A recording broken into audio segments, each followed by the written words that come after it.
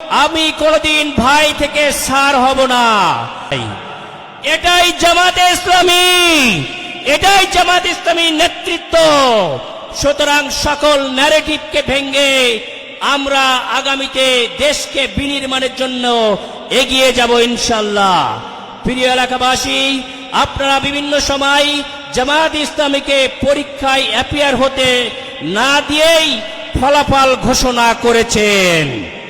আমরা আপনাদের কাছে এবারে অনুরোধ করব, কোন দলকে 30 বছর আপনারা সুযোগ দিয়েছেন, কোন দলকে 20 বছর দিয়েছেন, কোন দলকে 10 বছর দিয়েছেন। জামাত ইসলামীর নেতৃত্বকে এবার একটাবার 5 বছরের জন্য আপনারা সুযোগ দিন। আমরা আপনাদের সাজানো বাগানকে আমানতদারিত্বের স্বরে রক্ষা শুধু করবই না, যে কয়টা ফুল আমরা আপনাদের কাছ থেকে বুঝে নেব তার থেকে আরো অনেক গুণে সুন্দর করে ফুলে ফলে ভরিয়ে দিব ইনশাআল্লাহ। প্রিয় এলাকাবাসী, আমি কথা দিচ্ছি, আমি যদি আপনাদের ভোটের মাধ্যমে নির্বাচিত হই, আমি কোনদিন ভাই থেকে ছাড় হব না। আমরা সন্ত্রাস করব না, আমরা চাঁদাবাজি করব না। প্রিয় এলাকাবাসী, আমরা প্রমাণ করেছি গেল 17 মাসে যে বাংলাদেশ জামাত ইসলামী কোনো প্রতিহিংসা বা প্রতিশোধের রাজনীতি করে না।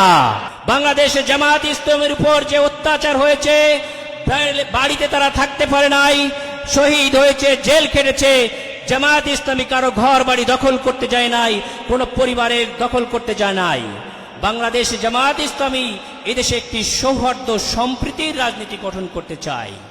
আমরা আগামী জেনারেশনের কাছে অতীতের সকল ভেদাভেদ ভুলে একটি সৌহার্দ্য সম্প্রীতির বাংলাদেশ কিভাবে গড়তে হয় সেটারই উদাহরণ পেশ করব ইনশাআল্লাহ।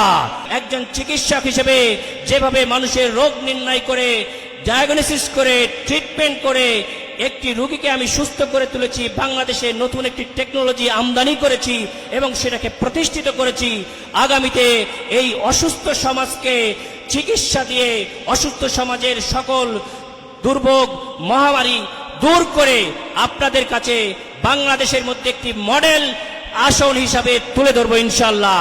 প্রিয় এলাকাবাসী, আমি কথা দিচ্ছি, আমি যদি আপনাদের ভোটের মাধ্যমে নির্বাচিত হই, আমি কোনদিন ভাই থেকে ছাড় হব না।